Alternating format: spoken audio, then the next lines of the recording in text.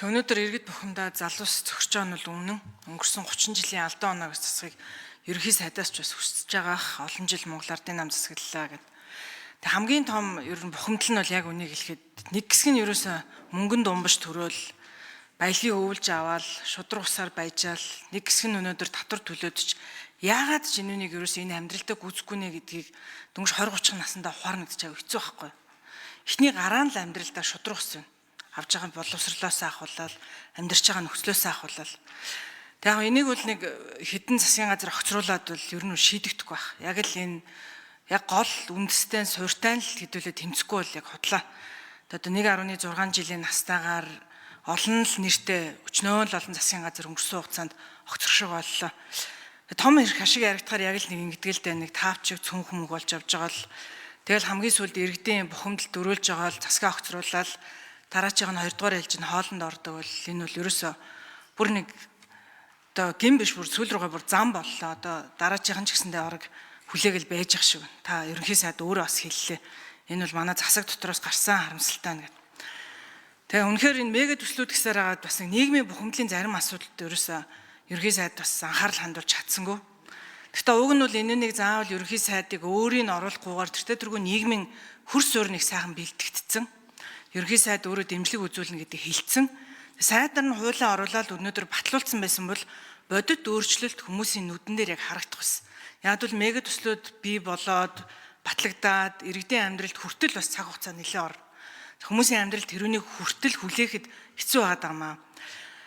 За Ардсан нам хүн нам бас нэг ашигласан юм шиг санагдаж байгаа нь бас аргагүй байх. Яг бол хамтарч байгаа дурааны гэрээ, гашуун сухатын гэрээ хэлцэл, эрчим хүчний реформ гэдэг олон ажлуудаа эхлүүлсэн. Тэгээ сая Монгол Ардын намын бах хурал дээр бол гол ярьсан асуудал бол ерөөсөө томилгоо Ардсан намынхаа улс төр хийж гэнэ гэдэг асуудал ярьсан. Тэгээ бас хийхээс ч аргагүй л бах.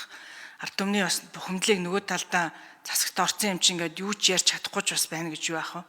Гэхдээ бас нөгөө талдаа манай нам 8 жил өнгөрсөн парламентод 2 парламентод дийлэн хоолнгороо ирэх барьсан хинтээ ч ямар ч ирэх мэдлээ хуваалцахгүй явсараа тэрүүндээ тасцсан. Тэгээ хэдэн үнд томилгоо өгөх, хэдэн үнтэй хин нэгэнтэй ирэх мэдлээ хуваана гэхээр бүр яг үнийг хэлээд айгүй хэцүү ах шиг байна. Гэхдээ яг амьдрал дээр бол ард түмэн хэн дарга байна уу, сайд байна уу, уг нь бол ерөөс хамаахгүй. Амьдрал нь л сайжирч явах хэрэгтэй. Уг нь бол бид нар тийм нийгмийг бий болгох хэрэгтэй байхгүй. Жирийн Японд зам тээврийн сайд хийн, ерөнхий сайд нь ч бараг хийн гэдгээч сайн мэдтгүй. Яг бол тэртээ тэргүй амьдрал яг л явдгаараа явж л байдаг. Тэгээ одоо та түрүүнд бас хэллээ. Надаас нэг хідэн сэтгүүлчид ийм мэдээ асуултыг тавьж өгөөч гэсэн юм аа. Би тэгээ танаас бас асууя гэж бодож байна. За нэгдүгürt энэ ухаан удаг болохгүй байна гэдэг байна гэл ерөнхий сайдын эдийн засгийн зөвлөлд од жаргал байдгаа. Энд хэвлэлийн мэдээнээс олонтоо зургийг харагдах юм аа. Одоо ерөнхий сайдын засгийн асуудлаа ухаан удагаас олоо гэдэг байна. Энэ зөвлөлдөөрөө ярьж ойлголцож болдгоо мүү? Заавал энэ улсын хурлаар засгийн газрын асуудал болохгүй болдгоо мүү? За ингээд ерөөсөө энэ Ардсан нам хэрэг гарах юм бол энэ тохиолдолд та одоогийнхаа Ардсан нам гарах юм бол энэ засгийн газар чинь үргэлжлүүлээ цаашаа явах уу? Ардсан нам гарна гэдгээ өргөдлөө өгчлөө гэдэг чинь.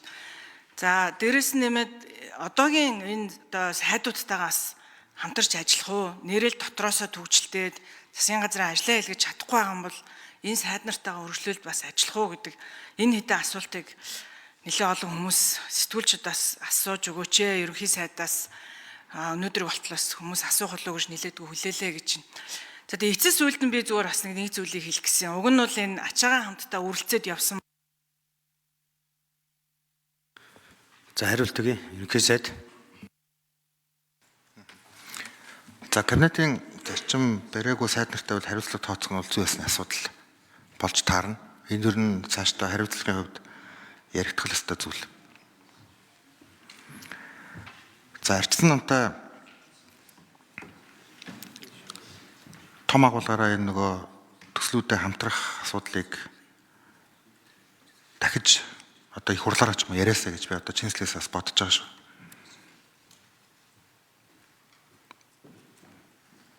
Заах мэдээж тэр бол аль аль талдаа дүгнэлтүүдээ хийх ёстой асуудал. Тэр улс орны хувьд бол энэ нь бол илүү чухлаа гэж бодож байгаа.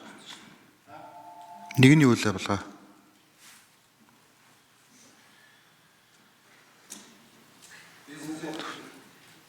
Тийм.